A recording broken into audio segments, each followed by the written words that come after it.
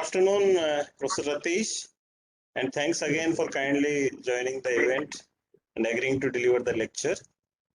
I now request Sanchit to formally introduce Professor Ratish to the participants. So Sanchit. Yes, sir.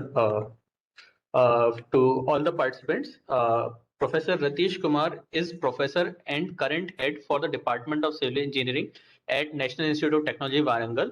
He holds 2 doctorates, one from National Institute of Technology, Warangal, and second from Kitami Institute of Technology in Hokkaido, Japan. He also holds a postdoctoral fellowship from Hokkaido University in Japan. In 28 years of his academic career, Professor Ratish has published over 100 journal publications, over 100 conferences, and several books and book chapters. He has also worked on several national and international sponsored research projects. He has also served as the member for several prestigious committees like Bureau of Indian Standards and National Council for Cement and Building Materials, and serves on the editorial board for various reputed journals. For his contributions, Professor Ratish has received various awards and accolades, among which the most recent ones are Duo India Fellowship in 2021 and Earth Leader Award for Sustainable Development by KPR Foundation and Council for Green Resolution for the year 2020. In addition to this, he was also selected for the National Scholarship Program by the Slovakian government to undertake teaching in the Department of Building Technology at the Slovak Technical University in Bratislava for the year 2021.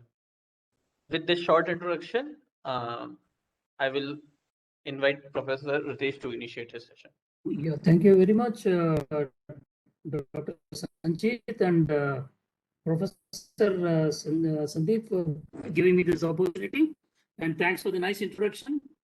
And I really appreciate the coordinators for having chosen a very, very relevant area for in the current scenario.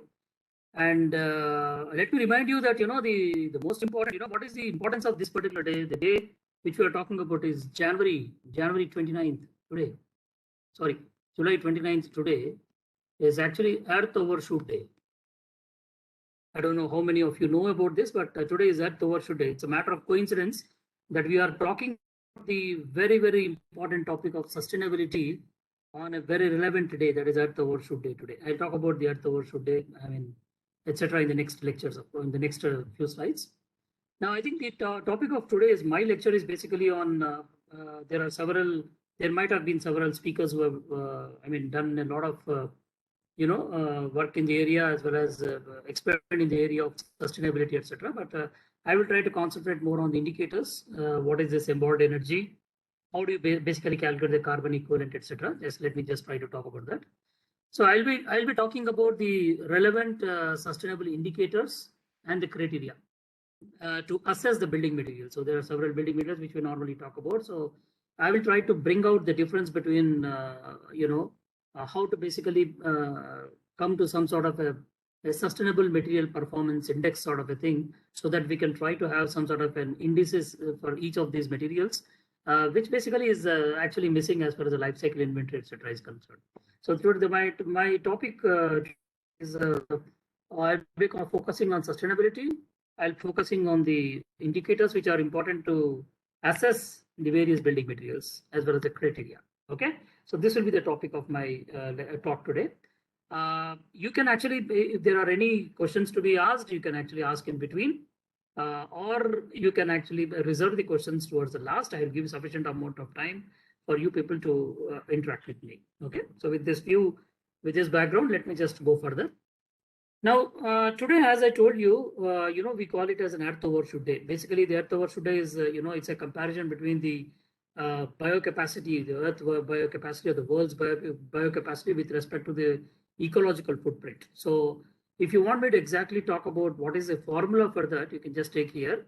The Earth Overshoot Day, which is mentioned as EOD, is world biocapacity divided by the Earth, the world ecological footprint multiplied by 365. 365 is considered as a number of days.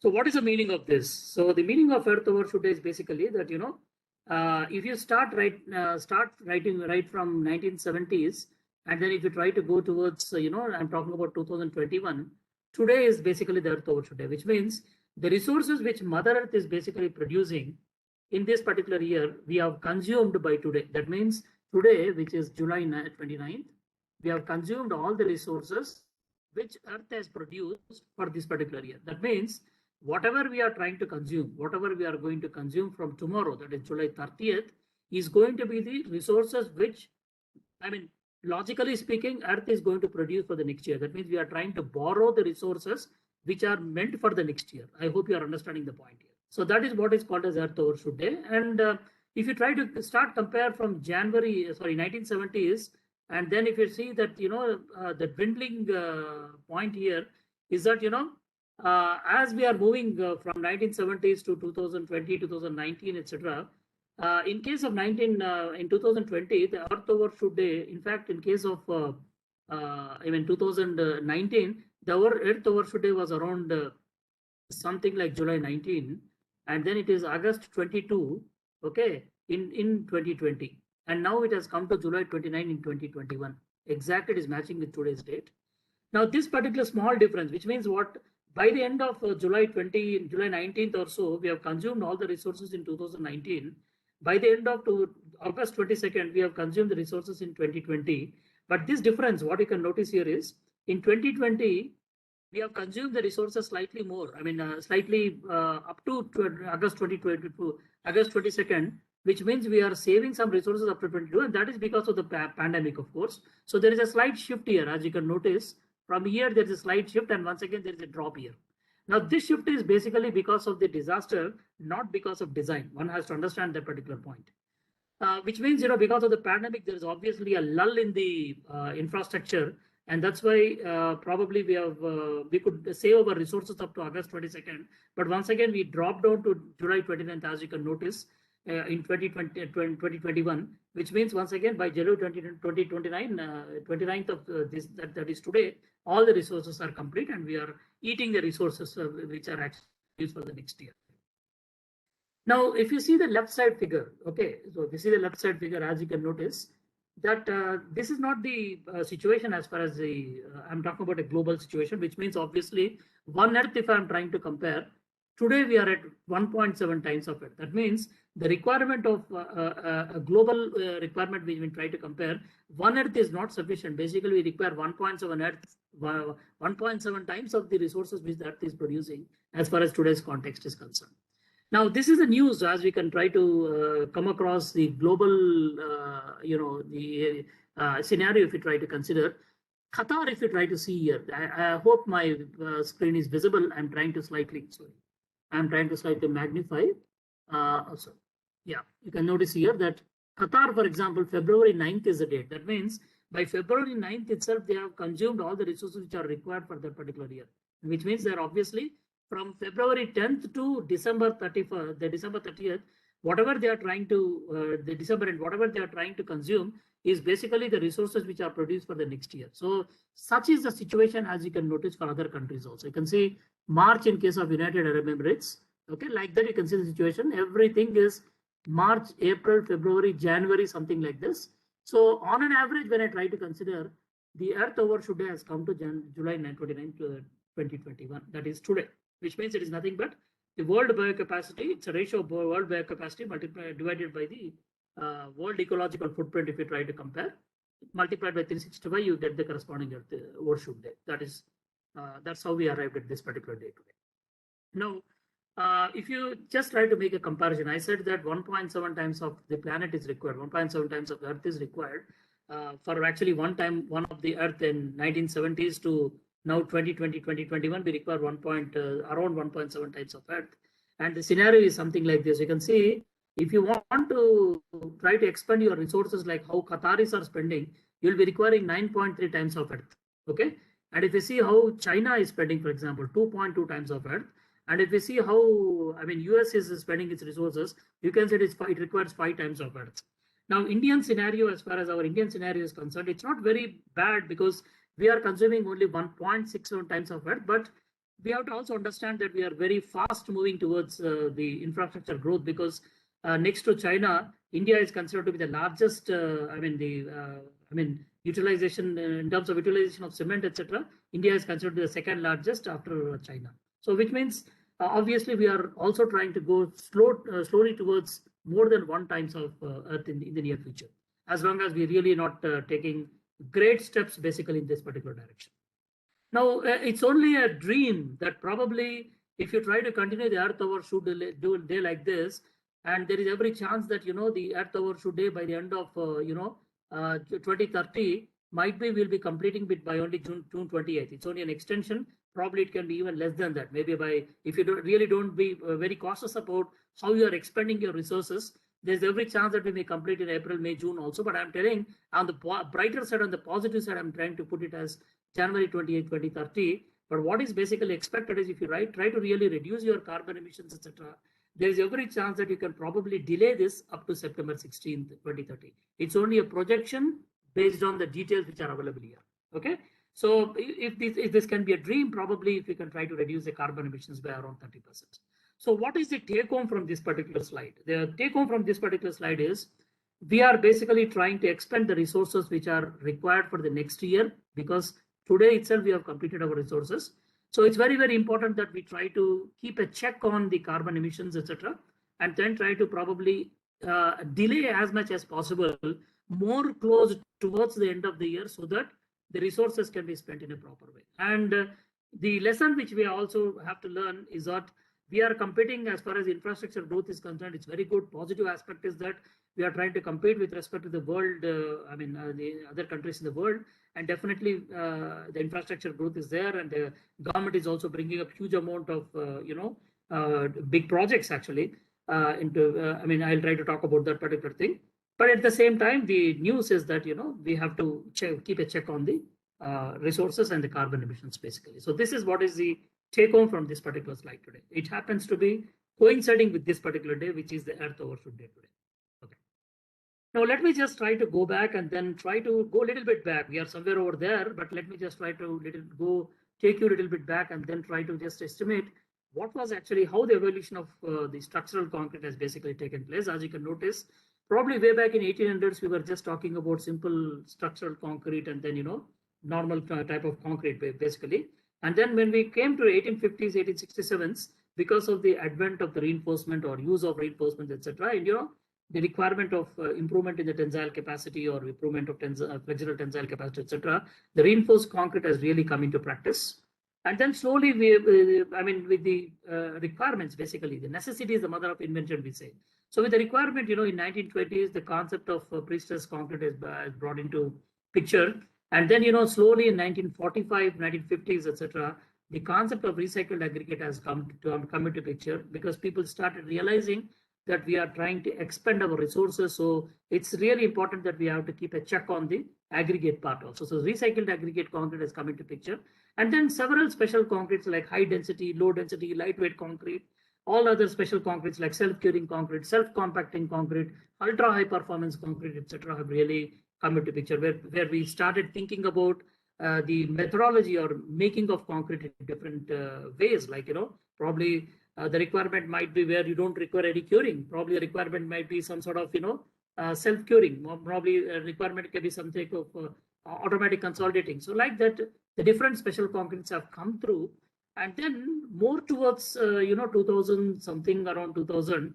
So that means in between, between 1900s and 2000s, there is also one important thing which has taken place is people started thinking that it's not only the strength which is important, but people started thinking in terms of durability. That means another dimension is being added.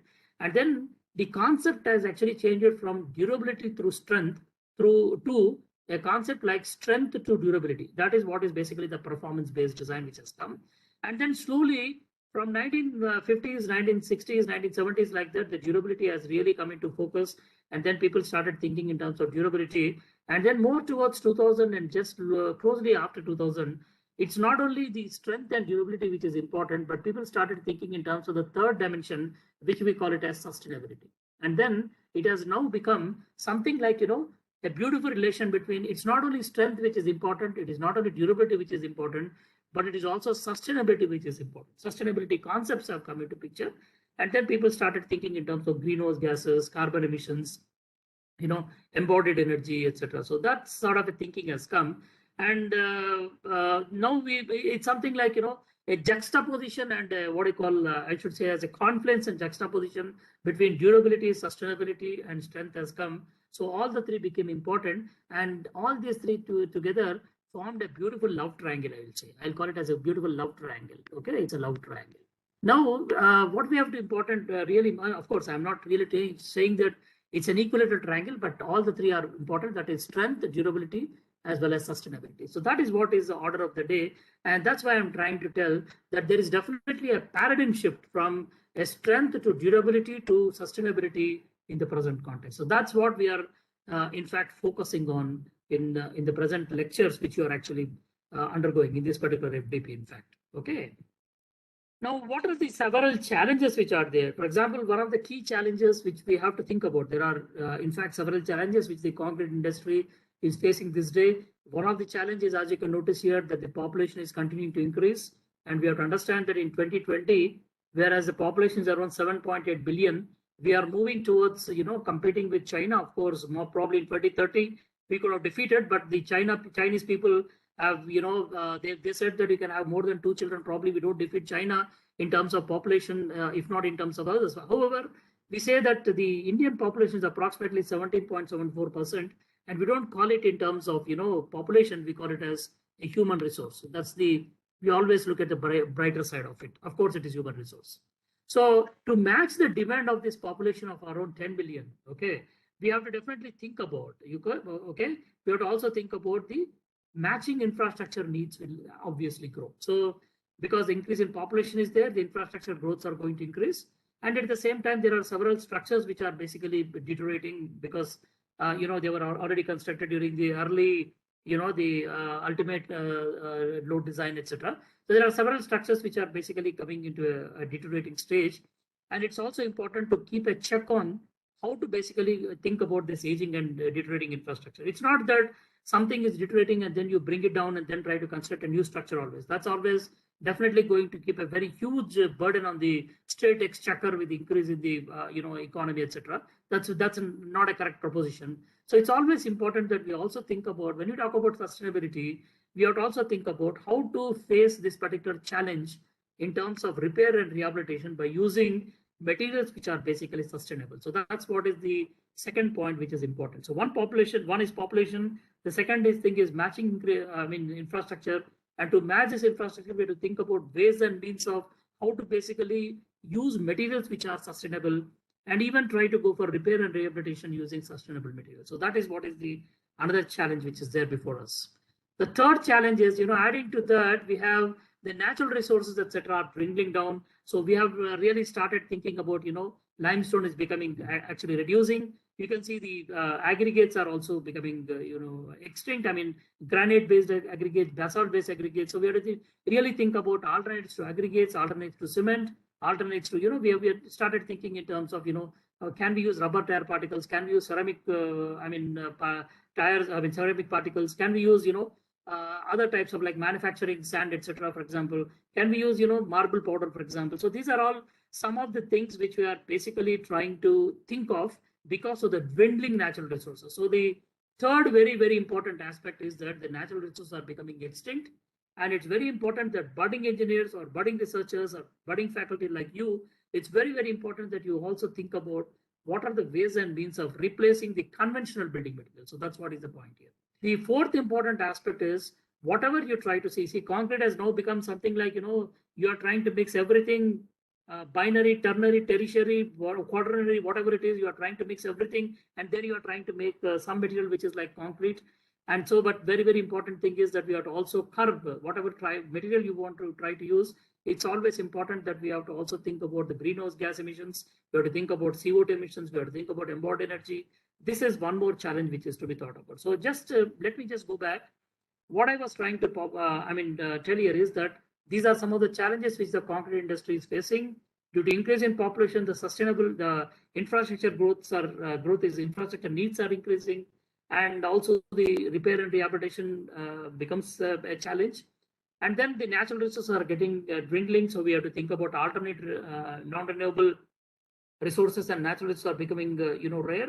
So we have to think about alternate means of replacing the conventional materials. And at the same time, we have to also keep a check on the greenhouse gases at the same, mainly in terms of that, you have to think about the carbon dioxide emissions. So this is a very, very important thing. Otherwise, we'll be going to a condition where probably the carbon, I just talk about Earth overshoot day, that might be in the month of April, March, April only, probably in the years to come. So that's a very important thing which we have to think about. Okay. Now, when it comes to the question of Indian scenario, really our country is basically, a huge amount of input, construction input. As I told you, infrastructure growth is there, and the government of India is, planning for about $1 trillion has been invested in the next 5 years on infrastructure development.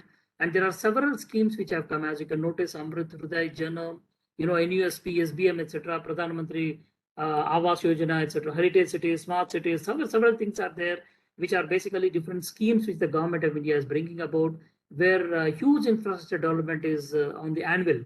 So this is actually to tell you that, growth in population, infrastructure, and several projects are coming. So it's very important that each one of us think about ways and means of how to think about alternate methods also.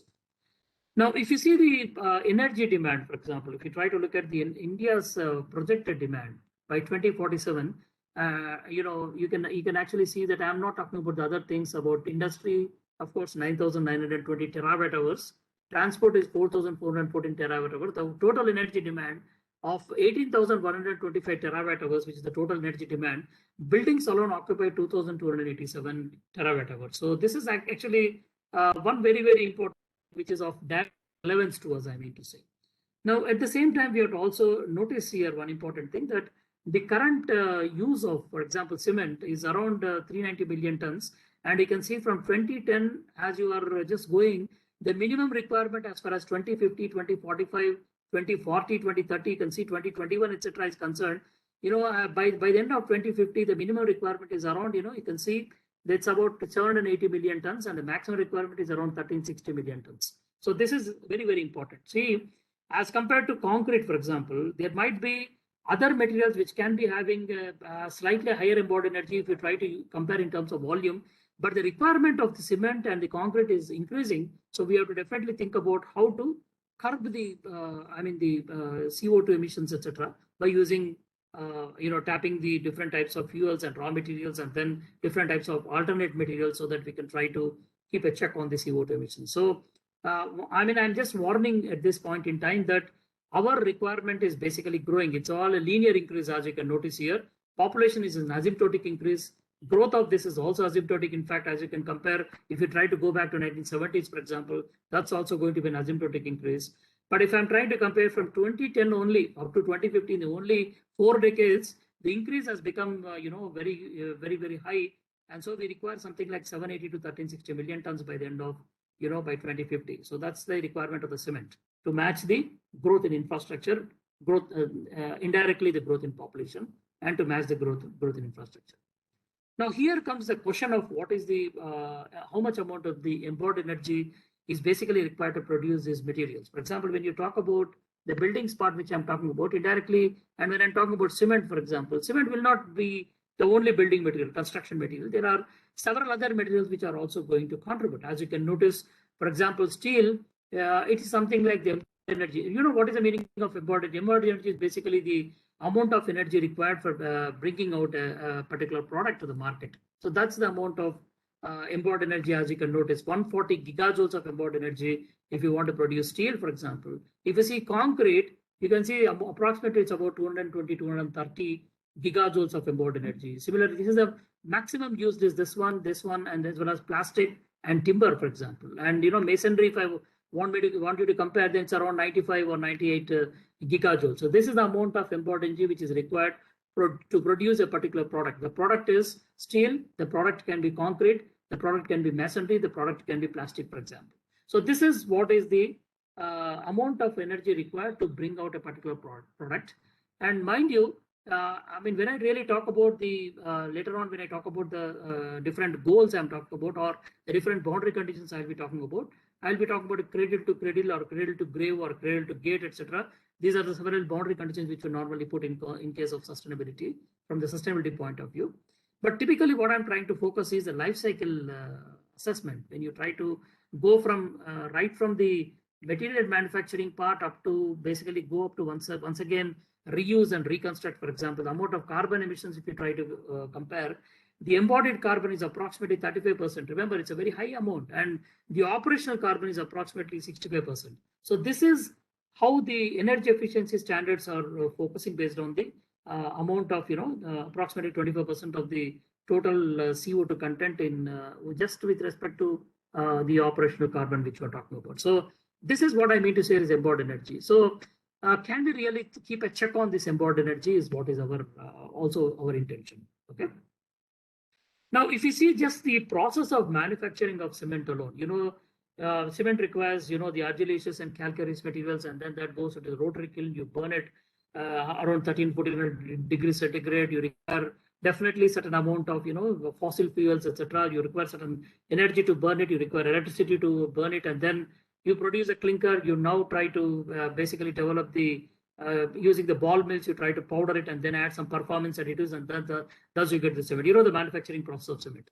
Now, the amount of the point here, what I'm talking about is, in case of, if you try to compare the pink ones here, what I'm trying to show, approximately 40 plus 5 plus 5 is 50% is going as, the energy which is requiring, which is producing, from the total carbon dioxide input, if I try to compare, energy part and the chemical process is basically contributing to the remaining 50% as far as the clinker production is concerned. Okay. And if you calculate from the energy demand point of view, you can see there are several ways. Fossil fuels, for example, it's consuming about 70%, and then the electricity is basically consuming 10 plus 10 plus 10, another 30% it's consuming. So this is the amount of energy demand, and this is amount of carbon dioxide input as far as the emissions are concerned from the energy consumed in case of cement production alone. But of course, there is aggregate. There is, of course, the total concrete production is also going to be there. I'll try to come to that little later. So what I mean to say at this point of time is, the clinker production is basically the most energy intensive stage. So that's where we can probably try to think of ways and means of alternate burning, like rubber tire particles, for example. Rubber tires can be used, for example, to burn the calcareous and argillaceous materials. Or we can try to think about alternate methods so that we can try to do some sort of valorization at that point also. Similarly, we can also try to reduce the other energy from the point of view of cement production. Now, I'm just trying to project here just a simple process map. Of course, everybody knows, but I just want to put it in terms of a very simple thing. I'm trying to put it as cradle to gate as a boundary condition if I try to consider. Now, this is basically the corresponding entire process map I'm trying to show you. You have the raw materials which are basically used for producing the cement. It can be limestone, clay, argillaceous and calcareous materials. And sometimes we do add some performance enhancers also. And there are, all these things are the different raw materials which are used. And on the other side, the amount of energy which is basically used as auxiliary materials for, whether you call it as alternate fuels, you call it as that is biomass, for example, you can call it as diesel, petrol, you can call it as electricity, etc. All these things are going to go into the process. And then from the point of view of extraction and transportation of limestone to raw meal to clinker, where we actually burn and get the clinker, and then the ball milling and then preparation of the cement, and then up to packing and dispatching, there is this much amount of, this is a complete process map which is basically going to be involved. Okay. Can we do some check here? Can we do some reduction here as far as the carbon dioxide emissions are concerned? Okay. Now, it's not just about the production of cement by using, I'm not talking about just OPC cement. Probably you can think about other cements like, composite cement, which I'm talking about, where 50% is OPC and 50% can be fly ash as well as GGBS. And then the final point is, the certain emissions are there. The cement is going to come out. It is going to get packed, and then unconsumed clinker also will be there. This is the complete process map I'm trying to show as far as the cement is concerned. Probably you can try to extend with some logical additions, be it only fly ash in case of PPC, if it is GGBS in case of PSC, or if it is both fly ash and GGBS, we call it as a composite type of cement. Okay, this is the complete process map. Now, why I'm trying to tell at this point in time is that, if you try to compare the concrete as far as the other things, it seems as if, there's a good amount of, energy consumption which is actually taking place, which I try to project to you in terms of the CO2 output as well as energy demand. That's the condition here as far as the cement process map is concerned. And thus, can we say that concrete is environmentally friendly? The answer to this is yes and no. The answer to this is yes. If you try to compare with other materials, as you can notice here, you can see this value is million joules per kg if I try to compare, and kilogram carbon dioxide per kg equivalent if I try to calculate. Now the CO2, as far as the concrete is concerned, is approximately 0.13, whereas if you try to compare with an equivalent aluminum, it's 11.46. So when you try to see the peaks here, as far as the cement is concerned, the value is very, very low. Cement and concrete is concerned, the value is very, very low. But you know, the volume of the use of this particular thing is very high because of the huge requirement which I have tried to project to you in the years to come. So if you just try to normally compare the embodied energy with respect to the material is concerned, for example, aluminium, or if I try to compare concrete really does not seem to be having a the highest amount of embodied energy for an equivalent amount of aluminum. Mind you, I'm talking in terms of volume. But when I try to see in terms of the utilization of the cement or concrete in the future, definitely the requirement has doubled, in fact, or is going to get doubled very soon. So obviously, you know, the in terms of that, the this value is going to also obviously shoot when compared to these values. So that's the. If we try to only compare with this, the equivalent amount of aluminum or equivalent amount of glass fiber or other things, we can see it's 8.1. We can say that the positive impact of concrete is it's the lowest embodied energy, as you can notice from this particular figure. Okay, that is from the environmental impact point of view. But remember that I'm talking in terms of volume scale, and the requirement is actually increasing. So obviously, if I don't put a cut on that, definitely, though it's not going to be comparable with this, that value is going to quadruple, or it's going to exponentially increase in terms of embodied energy. Now, this is what I just wanted to bring in once again in comparison to this particular thing. As you can notice, the population is increasing. The cement requirement has increased by 34 times. From 1950 to 2020, if I try to compare, you know, the population increase is by 3 times, where the cement required is by 34 times. That's a very important thing. And as you can also notice that in terms of production of the cement, mainly India, after China, India is the second largest. Of course, all other countries put together is only approximately around this particular value. Whereas India, after China, this is the maximum, the country which is consuming the second largest consuming cement, as far as India is considered the second largest. Okay, and so if we try to continue like that, you know, the carbon dioxide emissions are going to increase by 260%, unless or until we try to keep a check. Otherwise, you know, our target should be something like reducing a 50% for continuing a business like this. Otherwise, you know, we are expecting not less than 260% increase in the emissions in very close to 2025, 2030. So that is the basic negative impact of this is concerned. As far as the positive impact is concerned, we are noticing that it's the lowest embodied energy compared to other things like aluminium or glass fiber, etc. As far as the negative impact is concerned, this increase is basically increasing. So obviously the negative impact is that with increasing in cement production, the carbon dioxide emissions are also going to increase. So these are the two things which are very, very important to be understood.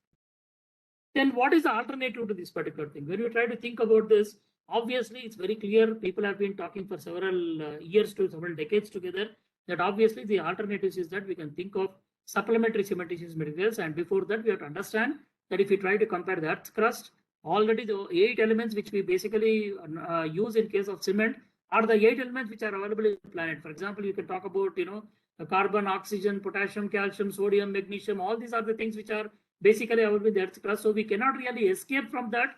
And we have to produce any of these materials only from these materials which are predominantly occupying something like 98% in the earth's crust. So that's why you can see cement is also comprising of your same calcium oxide, silicon, magnesium.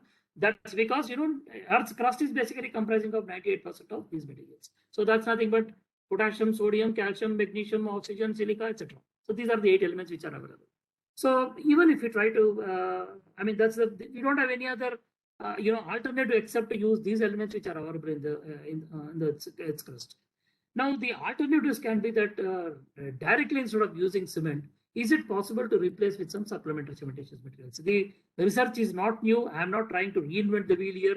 I am trying to tell the same thing which many of the researchers have been telling and are being doing. All of you might be working on all these different types of materials, but it's very, very important. That's one very, very important step and milestone which we have basically achieved through several, several disseminations in terms of conferences or research papers or researchers which you are doing in the laboratory. And then thanks to the government's, the relevant IS codes have come, wherein the implementation of use of this fly ash or GGBS or these have actually come into practice at one point of time when we were trying to compare OPC and PPC or PSC. You know that the values of PPC was much lesser when compared to the OPC. Now the values of the of a cement bag in terms of OPC and PPC are almost coming close, which means a good amount of research has gone into the use of fly ash or slag, etc. So these are some of the supplementary cementitious materials which we can think about. One important thing also which we can think about these days, we are talking about LC3, that is lime calcined clay cement. So that's also one more very important revolution in that particular direction because of the huge amount of resources which are available in terms of alumina, clay, as well as lime. So these are the two things which are available. So this is from a natural source. Fly ash is basically coming from the thermal power stations. But of course, when we try to compare the amorphous nature as well as the crystalline nature, for example, it's less amorphous as compared to slag. So definitely this is going to be more reactive. So we can think about higher replacements, but the amount of slag available is less. And fly ash, you can try to go for higher replacement because the amount available is more, but it is more amorphous. More crystalline when compared to amorphous. That's why the reactive silica, etc., available in this in the case of fly ash, as you know, is slightly lesser. So that means you cannot really go for higher amounts of replacements because it has a negative impact also. We cannot think of 60-70% of fly ash, though we normally talk about high volume fly ashes. We can go up to 20-30% is going to be very safe. But if we try to go for 50, 60, 70%, we have to really think about the type of fly ash we are using. Because in India, we don't find a class C type of fly ash. Majority of the fly ashes are class F type of fly ashes. The other thing is natural pozzolanos. Probably several experts might have talked about this. And then the other thing is calcined clay. Of course, we can really think about GGBS. You can think about, rice husk ash. You can think about metakaolin. And we can also think about not just individual materials. We are thinking about binary combinations. We are thinking about tertiary combinations. Like that also we can think about, so that we have to keep a check on how to reduce the cement content so that the carbon dioxide emissions can be reduced. That is what is our whole idea, because we want to reduce the CO2 content, CO2 emissions. Okay. Now, but how much amount we are able to use? As you can notice from 2000, of course, I have data up to 2014. You can see that the total amount of, if you try to compare limestone, clay, slag, fly ash, pozzolan, etc., at the maximum towards the end of 2014, probably in 2021, it may be slightly more, but it is 12, 16, and 18%, 18, 20%, 18 to 20%. Maybe it's around 22% of what we are using as a clinker substitution. But probably we can think of actually using little more. I'm talking about using of these supplementary cementitious materials, which is actually increasing because of the dissemination of the knowledge, because of the lot of amount of research work which is taking place. Definitely the growth is increasing, but are we really able to tap the potential to its full extent is my worry. That's the only point. Okay. Now, if you try to just think about this in the context of this, of course, think about the conventional design as well as the sustainable design, as far as the sustainable construction point of view, which is the topic of interest is concerned. Now there are the input. If you try to think about, I just showed the process map. It is the same thing. The energy requirement, the fossil fuels, and the materials or consumables. If you try to compare a conventional material, conventional type of build, design, and operate, if you try to consider, the carbon emissions as well as waste to landfills are going to be pretty high. Whereas if you try to really think about the different life cycle stages, like pre-construction, during construction, post-construction, etc. If you try to think about a complete cradle to cradle type of a concept, where you can also think about reduce, recycle, reuse, renovate, and repair, etc. There is every chance that the renewable energy resources and the locally sourced materials, like I just now said, the fly ash, etc., the slag, etc., which is coming from the thermal power stations, fly ash coming from thermal power stations, slag coming from the steel plants, for example, or silica fume coming from the what I call ferrosilicon alloys, for example. Rice husk ash is there, metakaolin is there. Probably if we can try to source them properly, if we can try to tap them properly, definitely we can think about reduced footprint as well as energy. So this is what everybody keeps on saying. But how to achieve this, and what are the different, how the framework can be prepared for estimating this is also my point of interest. Now, if you just think about the sustainable construction, see, people normally talk about what is called as a triple bottom line approach. That is, we think about environmental, economical, as well as the social aspects. But I think I'm trying to add a fourth dimension, which is called the technological aspect, which was basically inside the environmental aspect. But because of the importance of these technological aspects, it's always very, very important that we try to add it as a fourth dimension so that we get an environmentally and technologically bearable, environmentally and ecologically, viable, and economically and socially equitable, and socially and technologically affordable type of a material, which we either it is material or technology which we have to think about. So the concept has now come from a triple bottom line approach, to a quadruple bottom line approach. This is a quadruple bottom line approach where technology in terms of both strength and durability, of course, vis-a-vis the indirectly the sustainability under the big umbrella should actually play a key role. So this can be in terms of any type of new technology. It can be technological aspects can include a new technology I'm talking about, or can be in terms of materials also. We can try to basically focus more on this technological aspect instead of unnecessarily putting underneath the environmental aspects alone, I mean to say. Okay, so that means indirectly I'm trying to say that the technological indicator actually regenerates the idea of reduce, recycle, etc. I mean, replace, renovate, repair, etc. So that, today we are talking about not 3 hours, but 5 hours and 6 hours, where we can try to basically make this as a very key, aspect in the umbrella or gamut of the sustainability, be it in construction point of view, be it from the material point of view. Now, let me just try to just make you to give you an understanding about what is basically I'm talking about. You can see there are 4 different aspects. No, sorry, this actually is an economical aspect. This is economical impact. There are 4 impacts, which I will just try to term them as E, S, and T.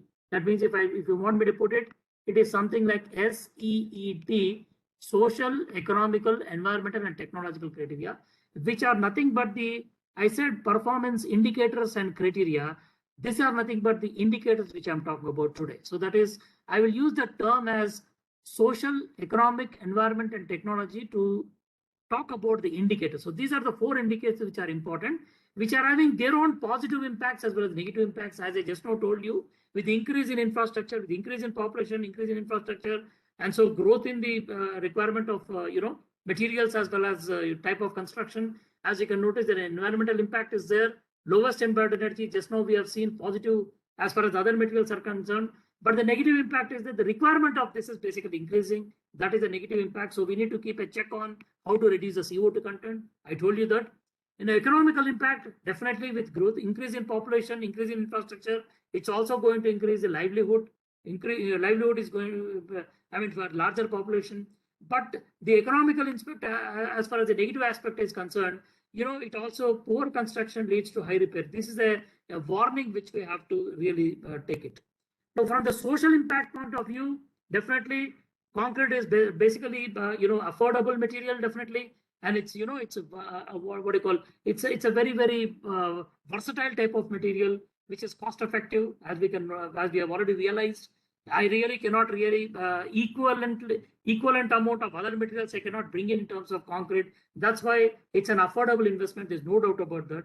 But of course, the negative impact is that we are trying to make concrete jungles. That means actually here also there's one warning that there's an important point that the CO2 content should be decreased. You can make jungles maybe, high-rise buildings maybe, but we have to think about how to basically reduce the carbon footprint also from that point of view. From technological aspect, the positive impact is reduce, recycle, reuse. But the negative impact is, though the Ministry of Environment and Forests, though the pollution control boards have been repeatedly saying that at least 20% of the material you have to recycle and reuse, recycled material you have to use, the implementation issues are there which are actually creating negative impact from the technological point of view. We have been breaking our head to work on different types of recyclable materials, but the problem is the question of implementation. Of course, this problem was there even with fly ash also. At one point of time when people wanted to use fly ash, they used to say it is just ash, it's a useless thing. But now people realize that, by replacing certain amount of fly ash with cement, we are getting the benefits from the point of view of everything here, from the point of view of sustainability in a larger gamut. So then that's the reason why now OPC and PPC are basically competing with each other. At one point of time, it was not like that. The cost of OPC bag and the cost of PPC bag, if you compare some time back and today, they are almost now coming close to each other. That means the understanding, and also it's very important that the practicing engineers, the field engineers, the codes, of course, have accepted now the use of fly ash, GGBS, etc. Similar sort of a thing. We don't have any direct code as far as the recyclable materials or recycled aggregate, etc. is concerned. So that's why the implementation issues are coming. And that too, the confidence of these field engineers who are directly on the site and the confidence of we research engineers to disseminate this knowledge is very, very, very important. So that's where is implementation issues coming as far as the technological impact is concerned. Now, let me just try to go a little bit further to the life cycle inventory. As you can notice, of course, not much, but I will just try to quickly run through. Basically, the one thing we have to understand is we talked about so many supplementary cementitious materials, etc. But I mean, it's not. I will not say it is unfortunate, but we are still in the infantry stage to basically understand what is the life cycle inventory of each of these materials. So we are basically trying to take the data which is there from the research, which is from the other countries. But as far as our country is concerned, the life cycle inventory of each of these materials which we are trying to use is basically less. So this is also one particular attempt in that particular in that direction to tickle your research interest in that particular direction. As you can notice, the life cycle inventory basically is going to there is a certain goal and scope which you try to define, and then the impact assessment. Of course, I'll try to come to this thing a little later. And then once you think about this product life cycle, it can be from any of these boundary conditions, from cradle to cradle, cradle to grave, or gate to gate, or cradle to gate, cradle to gate, etc. All these things are concerned, and what is the amount of energy which is consumed for developing a life cycle product using various different models we can try to think about for various boundary conditions. Now, one such life cycle inventory I try to show in the form of a process map for cement as well as composite cement in the earlier slides. Okay. Now you can see these are the different boundary conditions which we normally talk about.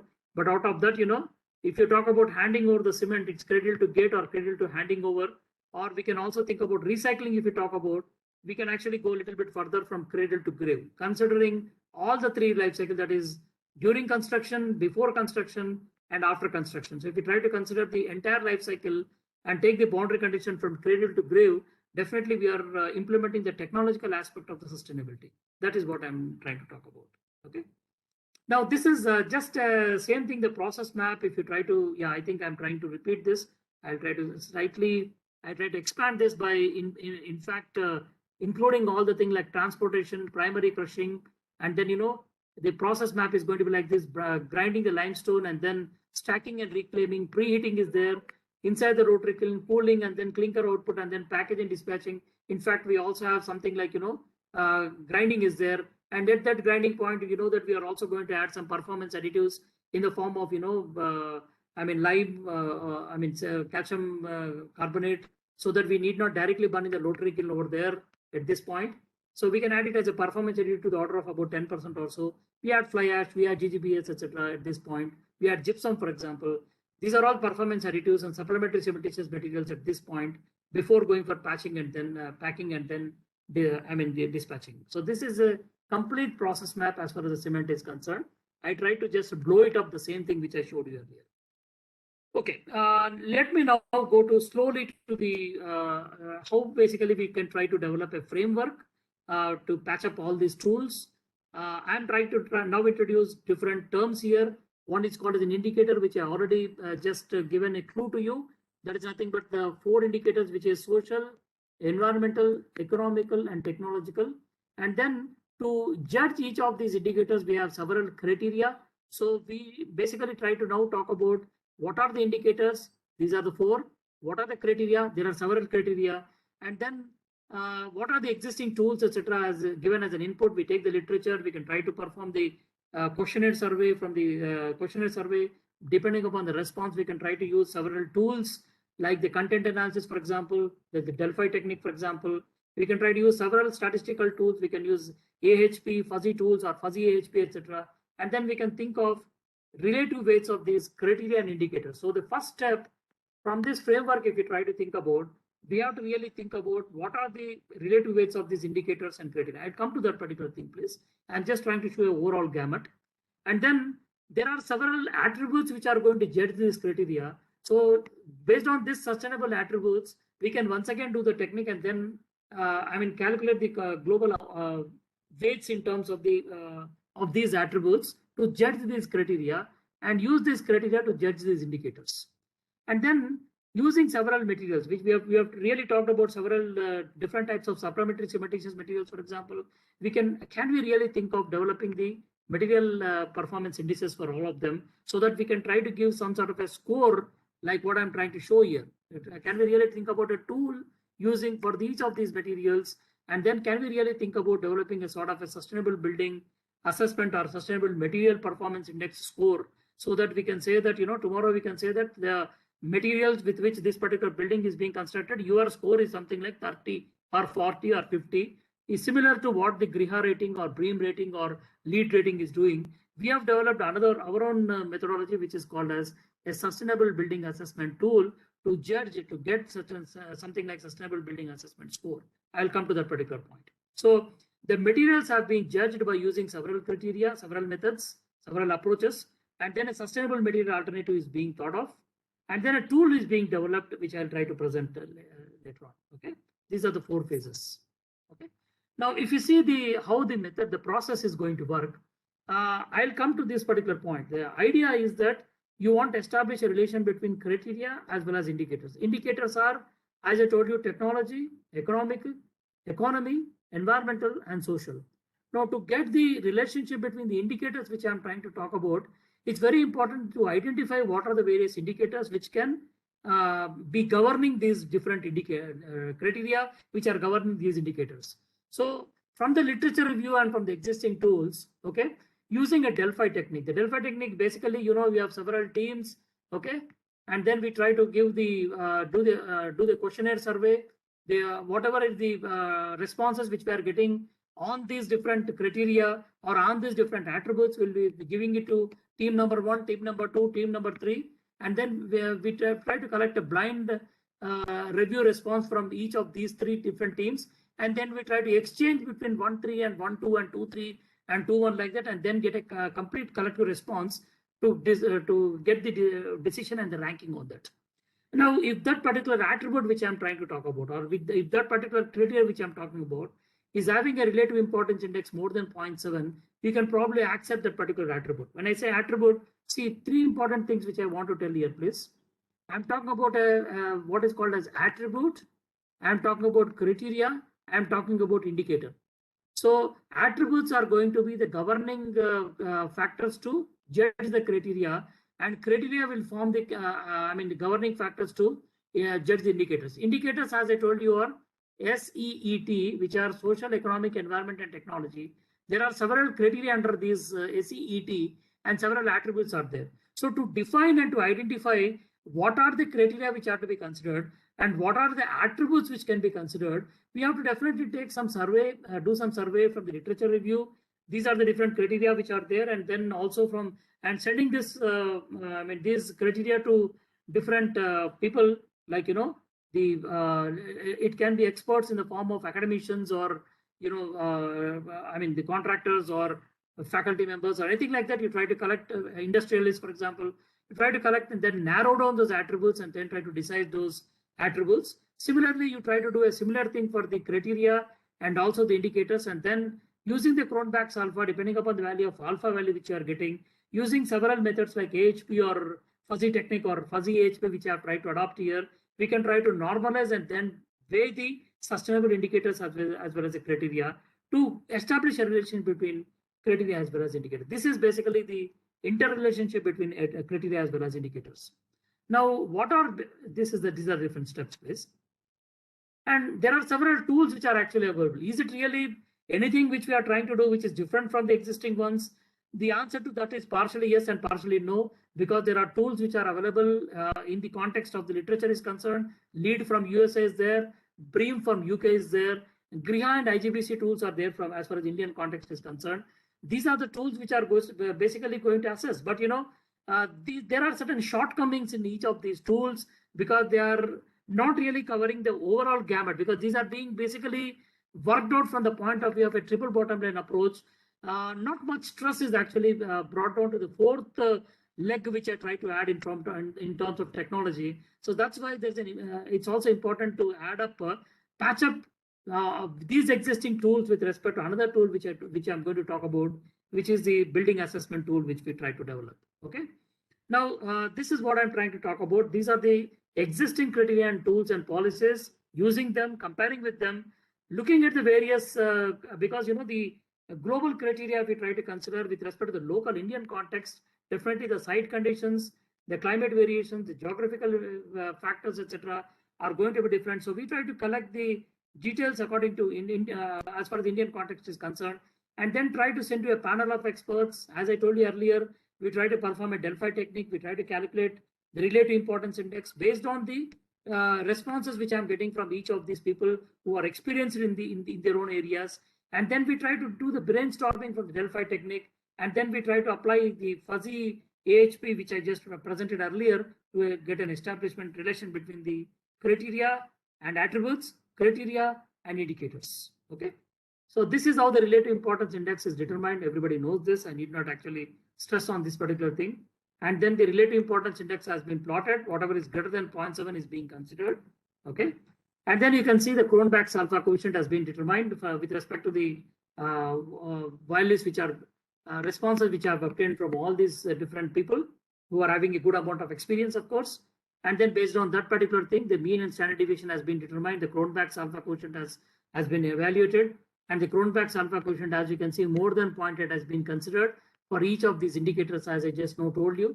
That is technological, economical, environmental, and social. And from this, we understood that even for technological, the Cronbach's alpha value is coming to be more than 0.8, which means definitely it's a very important factor which has to be added to the three legs which are there, that is social, environmental, as well as economical aspect. And because the average is more than 0.8, it means that all these four criteria are found to be important to be considered as far as the indicators are concerned.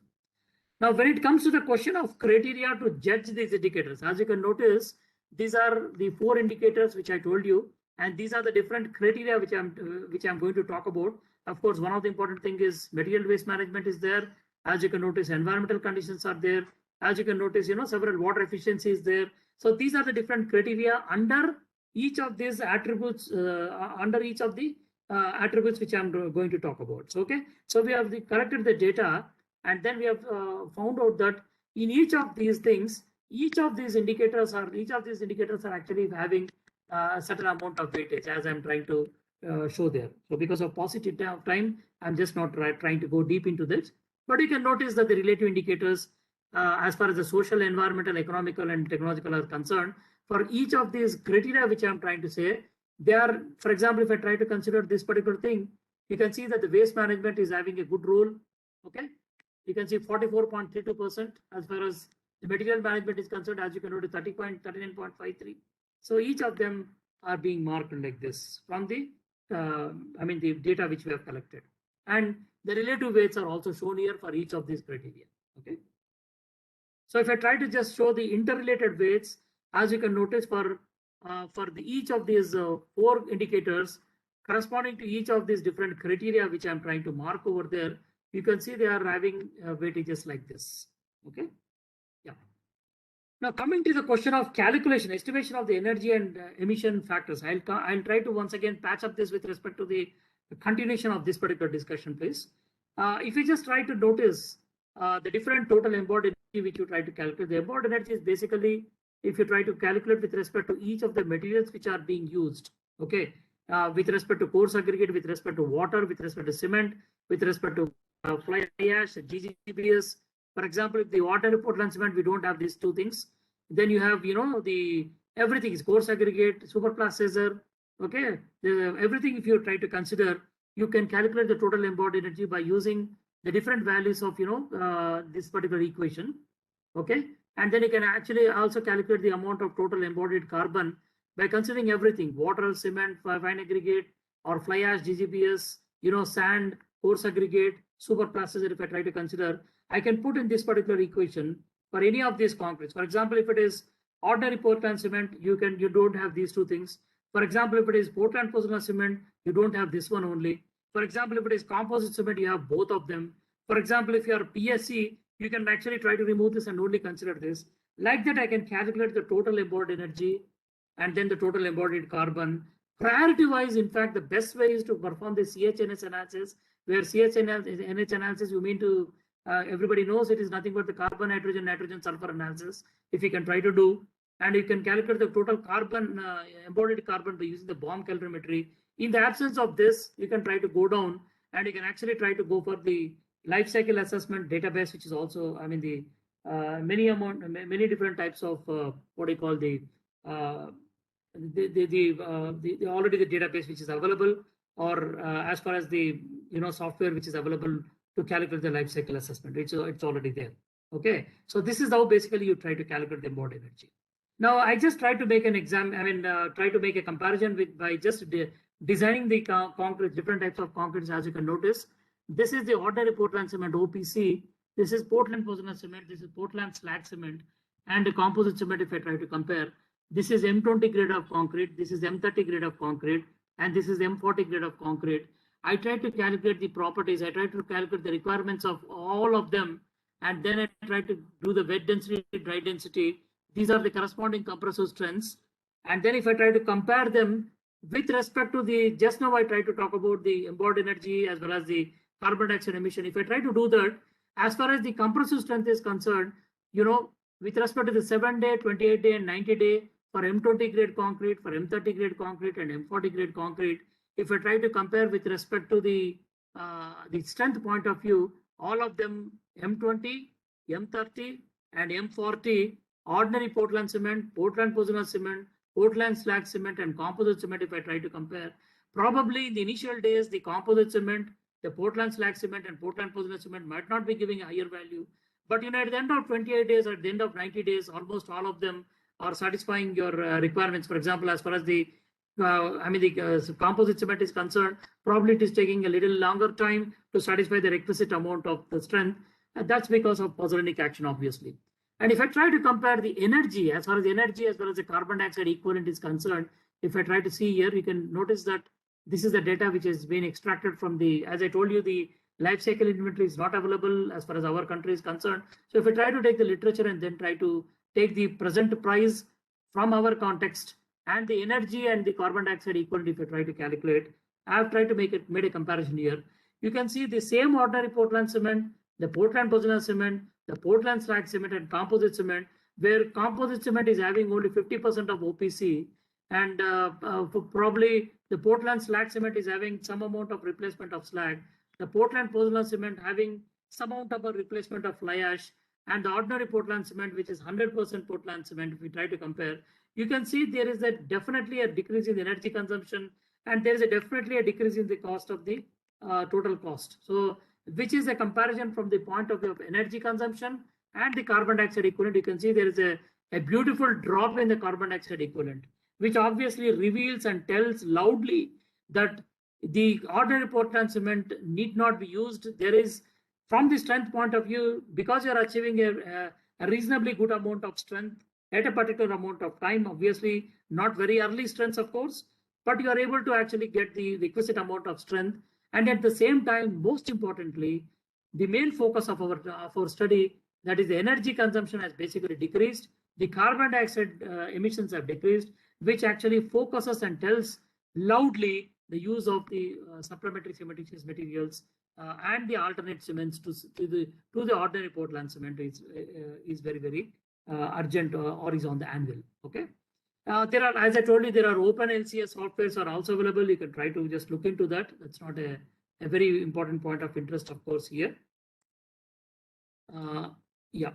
So if I just try to also very quickly run through the different types of energy assessments, you have a cumulative energy demand, you have an environmental impact which you can calculate. You can also calculate by using the impact assessment method, the total, the energy amount of the total amount of the environmental impact indicator. You can try to calculate, of course, as you can notice there. So you can calculate the energy demand, the energy impact, and then you are able to see me, isn't it? Okay, suddenly there was you're able to see me and hear me, is it not? Can somebody unmute and tell me you're able to hear me? Yes, sir. Yes, sir. Okay. So in terms of these three assessment methods, if we try to calculate, calculate the total environmental impact, the environmental factor, if I try to calculate, I just try to make a calculation for simple motors, that is 1:3 and 1:1 motors, just to explain to you. As you can notice, the energy demand, basically, if you are trying to talk about the cement based and the lime based, and then use 30%, 50%, 66%, 75% replacements with respect to the binder to the 1:3 motors here, 1:1 motors here, with respect to fly ash, as well as the other materials like GGBS, etc. Lime. Here I'm talking about lime fly ash, and here when I'm talking about lime gypsum, for example, I could GGBS, for example, I could get that the energy demand is basically decreasing when I try to calculate from the cumulative energy demand point of view. That is the first model. Okay. Now, when I go to the second model, when I try to calculate the total environment load also with respect to various replacements. In fact, this is in the context of developing a sustainable motor for heritage structures we try to work out. We can see that the overall environmental load is basically coming down when compared to the cement requirement. Of course, lime and then replacement with certain replacements of fly ash, as you can notice, or GGBS, we could get reasonably good amount of strength. At the same time, there is a drop in the total environment load also. That's the good thing which we got. Even for both the types of mixes, we got the same thing. And similarly, the carbon dioxide emissions are also coming down. As you can notice here, when I'm trying to use a good amount of replacement of, say, a GGBS with 30% or a 75% with fly ash, for example, I could get a reasonably good amount of drop in the carbon dioxide emission. This is what is the carbon emissions which I'm trying to show. I'm trying to show that the lime fly ash replacement for the cement binder, total cement binder, when I'm trying to compare, I'm not only able to get a drop in the carbon dioxide emissions, a total decrease in the environmental load, I'm also getting a decrease in the energy demand as far as the all the three different models which I tried to show in the previous slide. So this is actually becoming the basis. In fact, if I try to also talk about the total different types of weighted environmental score, there are two important things which are predominantly higher from the environmental score point of view for 1:1 motor mixes as well as for 1:3 motor mixes. Also, I tried to calculate the acidification and the eutrophication factor. Acidification is, it's the total amount of reduction in the pH value which I try to involve water as well as soil systems. And eutrophication is basically the normally it refers to the excessive accumulation of nutrients in the ecosystems when you try to compare. These two are more, and whereas if you try to see the other things, they're all coming slightly uncomparable value when compared to these two things. Okay. The same environmental load when I try to compare with respect to the using another model, that is Eco Indicator 99 model, I'm also seeing that there is a beautiful drop here actually when compared to the cement binders as compared to the fly ash binder as well as the lime GGBS binder. Okay. Yeah. Now I'll come to the last stage of the discussion, please. You can see that patching up with the criteria as well as the environmental criteria as well as the indicators which I try to talk about. Now I'll try to explain to you what is a hierarchy and then how basically to build up the sustainable building assessment. Let me just talk about the attributes. I'll come from the bottom to the top, in fact, so as to explain to you very clearly.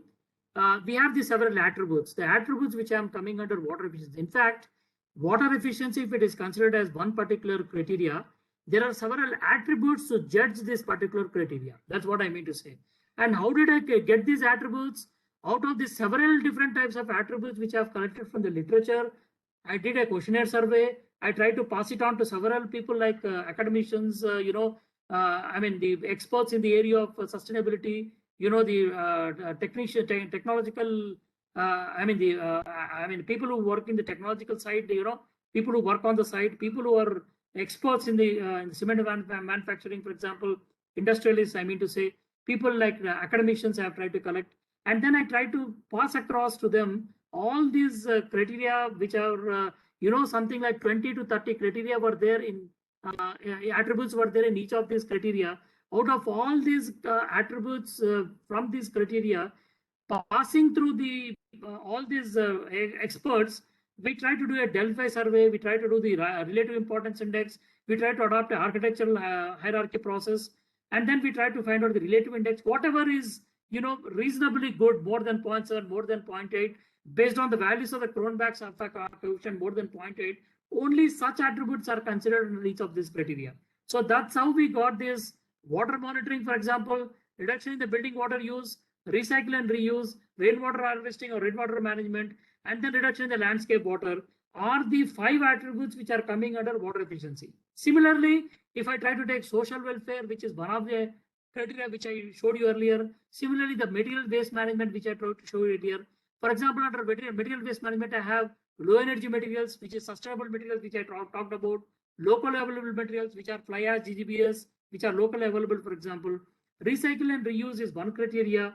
And then, we can probably think about using the responding the sourcing which are available in the available locally, and then efficiently we try to use the waste management. These are some of the criteria attributes which are under this criteria. Like that, there are 1, 2, 3, 4, 5, 6, 7, 8 criteria have been are the criteria under which each of these attributes have been considered based on the the exercise which we have done using Delphi indicator, using AHP, using the calculating doing the content analysis, doing the Cronbach's alpha, using several statistical tools. These attributes are being finalized, and after finalizing these attributes, in fact, these criteria are also not 18 number. There are 25 to 30 criteria we have identified. Out of these 25 to 30 criteria, adopting the same methodology of statistical responses, getting the responses, analyzing by using various statistical tools, we got the 8 criteria which are important to judge these 4 indicators. In fact, earlier it was social, environmental, and economical. Now I made it as a 4th thing, that is social, environmental, economical, and technological. It has become a 4-legged theory, which is a quadruple bottom line approach, which are these 4. Under each of these, as you can now notice, when you come from the top to the bottom now, instead of going from the top to the bottom to the top, which I explained just now, under social, we have each of these criteria. Under environmental, we have again these 8 criteria. Under each of the social, environmental, economical, and technological, we have 8 different criteria. That is 80 to 4, 32 different aspects have been considered. Under each of these criteria, as you can see, there are several attributes which have been considered. This is how the exercise has been done for developing the sustainable building assessment tool. How to progress. For example, if I try to take one of them to explain, that is water efficiency, if I try to consider, under these are the attributes, how the points are being calculated. You can see water efficiency, once again, these are the different attributes which are considered. As I told you just now, these are the attributes. I'm trying to put it. I have given the local attribute, I have given the points to each of them. Similarly, for material waste management, I have given the points. I got a criteria weight of these values, which I tried to show you in the earlier bar graphs earlier by showing the bar graphs like, this is the criteria, this is the criteria, this is the weightage, and this is the weightage of each of these different, the criteria which I'm trying to assess. So that's how it has been done for all of them. Similarly, for energy efficiency, these are the different attributes. I have given several points to them, and then I got the criteria weights for each of them under this particular criteria of energy efficiency. Under this criteria of water efficiency, I got these points. Okay. Under these points, under energy efficiency, I got this particular point. I got that point from taking the individual contributions of each of them by giving weightage to each of the things. For example, if I'm using, for example, in a typical house, for example, the washing machine is used, the dishwasher is used, there are certain points to be for that. For example, HVAC is used, there are certain points which are considered. For example, the efficiency of the light power density, certain amount of use. For example, there is certain amount of saving in electrical energy, certain amount of points they are going to get. Just like how we are going to judge the the Griha rating, etc. So that's how individual attributes have been judged for each of these criteria. That's how we got this, and these are the amount of points which are awarded for each of the attributes to just explain to you. Similarly, these are other points also for these 8 different criteria. I got the points. That's how I got the points. And then if you take BREEAM, if you take LEED, if you take Griha, and if you take SBAT. So BREEAM is from UK, LEED is from US, Griha is from Indian source, and SBAT is the assessment tool which we have prepared from our research, which we just now try to explain. Each of these criteria have been considered, as you can notice. I try to judge each of these criteria with respect to other criteria also, which are there worldwide, as well as the Indian tool, which is Griha. I found that there are some of the things where they are underweight. For example, waste management is only 6% here. Whereas materials and waste management, I think it should get a good chunk of 13.96% if I'm trying to consider a quadruple bottom line approach instead of a triple bottom line approach. So that's how I try to judge my tool with respect to the tool abroad, that is Bream from UK, Lead from US, as well as Griha from India. And then I got, this is the weightage for each of these criteria, which I just now talked about, 8 criteria, which I just talked about in earlier thing. Okay, I think I'll try to skip this because it is the same thing which brought earlier, which was brought here. And then I try to, once I get this, what do you call, the established a relation between the criteria as well as indicator, I now try to go to develop a score for each of these things, a score for environment, a score for social, a score for economical, a score for technological, so that I will get a cumulative average of all these scores, which I call them as material sustainable performance score. How did I get this? I did a content analysis. I did the Cronbach's alpha quotient for each of the indicators which I have considered with respect to each of the criteria. And then I did a pairwise comparison, and then I got a score for each of them. So that's how I got a sustainable material performance score. Okay. And this score, as far as different criteria is concerned, I try to judge them, and then I try to do it for different materials which I have used in a particular, let us say a particular amount of concrete, compared with composite cement, compared with slag based cement, compared with PPC cement, compared with OPC cement. I also added geopolymer in that. And then I try to judge each of these values with respect to each of these indicators which I am trying to mention here: technological, economical, environmental, social, etc. And then for the materials which I am trying to use in them. And then I got this score for each of them from the, which I call it as AHP score here, of course. And then I try to combine all of them and got a sustainable material performance score. I'll try to show you. At the same time, because it has to pass through the entire life cycle, I considered not only the cradle to gate condition, but I have also considered from cradle to cradle. So I have not only considered the pre-construction, I have also considered during construction, I have also considered post-construction, involving all these criteria which I just now explained. And then the material performance indices has been developed, considering the complete material life cycle. That is pre-construction, construction, and post-construction. And then several material alternatives have been considered under indicators, under criteria, under attributes, and then under different material life cycle. Not only the one symbol cradle to cradle or cradle to gate is considered, but cradle to cradle is considered. So the repair and maintenance, commissioning and demolition, etc. is also being considered. The execution and monitoring energy efficiency is being considered. The pre-raw material extraction, transportation, material transfer, the use up to the cradle to gate is being considered, and cradle to cradle is considered. The entire life cycle assessment has been done for judging the sustainable material performance index. And thus, I got the complete score. I'll try to go to that particular point. Mind you, I just want to make a point here that in addition to the, when I say technological aspect, I am not only considering that technological aspect from the qualitative point of view, but also from the quantitative point of view. I told you that I've used composite cement, I used PSC, I used PPC, I used geopolymer, and I compared with OPC. That means I have made specimens to compare all these durability aspects, the strength aspects, everything I try to compare. And then from the qualitative, not only from the qualitative point of view, but from the quantitative point of view, I try to take everything to develop the sustainable material performance index. So this is the weightage which you are getting for each of these phases also. Earlier I talked about only one phase, but now I'm talking about pre-construction, during construction, post-construction phase, and I got the different factors. And whatever is more than 0.7, with respect to the relative importance index individually, I try to consider. Okay, and this is the total relative importance index which I have obtained. And then I try to sum up everything for calculating the sustainable material performance index so that I can get score of each of these materials. And then I got the score like this for OPC, for PPC, for PSC, this is PSC, and then for geopolymer, and then for composite cement. For each of them I got, and then I try to rank based on the sustainable material performance index value by taking a cumulative sum of, as you can notice here, social, economical, environmental, economical, and technological aspect with respect to including all the criteria. So that's how the total sustainable material performance indicator has been calculated. Unlike the other criteria where only the triple bottom line approach is concerned. And then I got the Sustainable Material Performance Index. I got like this. I got a highest score for geopolymer. And then I got the next score as far as the PPC is concerned. I got the next score for this is concerned. Of course, I got the next score for this is concerned, but I tried to slightly refine this. We got a slightly higher score as far as the 10.60. Next to this, I got something like 8.82. In fact, this is 8.82 as far as the composite cement is concerned after doing some more research.